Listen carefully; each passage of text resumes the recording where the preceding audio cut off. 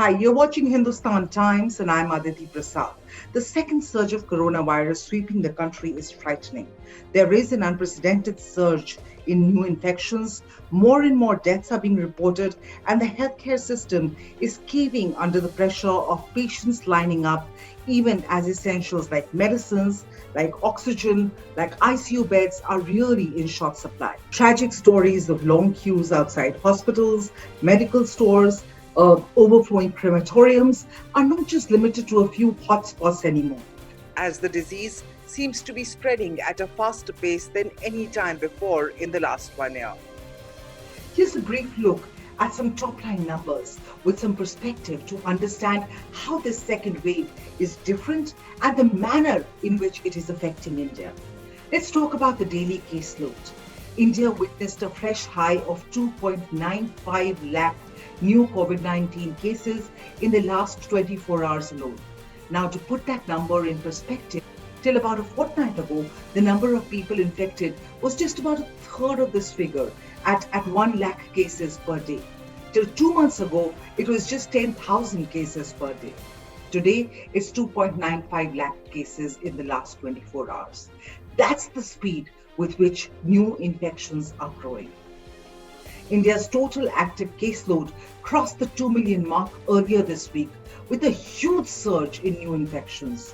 Now, this number has doubled dramatically in barely 10 days. How? Only on April 10th, which is 11 or 12 days ago, the active cases in the country had crossed the 1 million mark. Now we've crossed 2 million.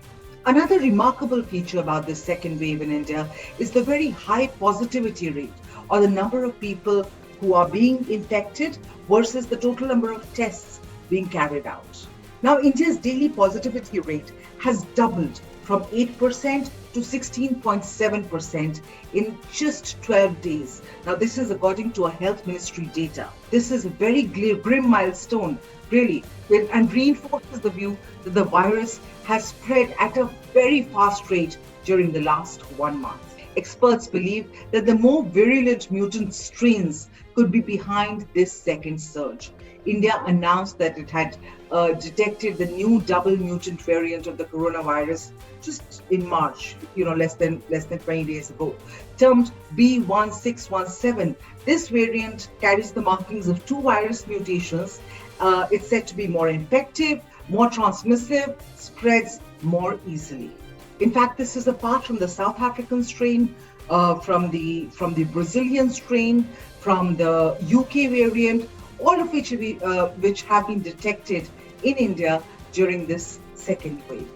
Now let's take a look at another number, the case fatality rate, or the percentage of COVID positive patients who did not survive, and the situation once again looks extremely grim. In the 6 months before the start of the second wave, for instance, India's case fatality rate was just 1.1%. But if we look at the number of deaths in the last week, then this number is rising.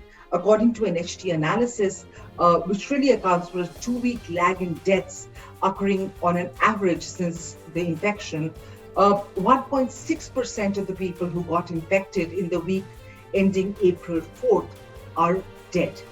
Now, this percentage of 1.6% may appear small, but you look at the absolute numbers and you realize that even a small uptick in the fatality rate means a few hundred additional deaths. In fact, the death toll in the last 24 hours alone has crossed 2,000. For the first time, we've sort of crossed the 2,000 number since the pandemic's outbreak. India's health infrastructure is already overwhelmed with the second surge and the steep spike in cases. Several states have already imposed curfews and lockdowns, hoping to break the transmission chain. Doctors that I have spoken to over the last few days in Delhi, in Mumbai, are actually unanimous in their view that the next 3 to 4 weeks are absolutely critical in terms of the spread of the infection.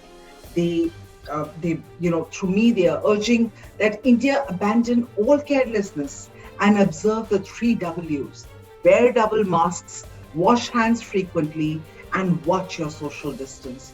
Most importantly, these doctors, they are underlining the urgent need for everyone to get vaccinated as soon as possible.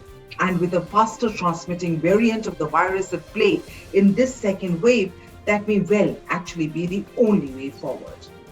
So stay safe, stay aware, and don't forget to press the bell icon at the bottom of your screen to subscribe to constant updates from Hindustan Times. And please stay tuned in. Keep watching all the updates that are coming in.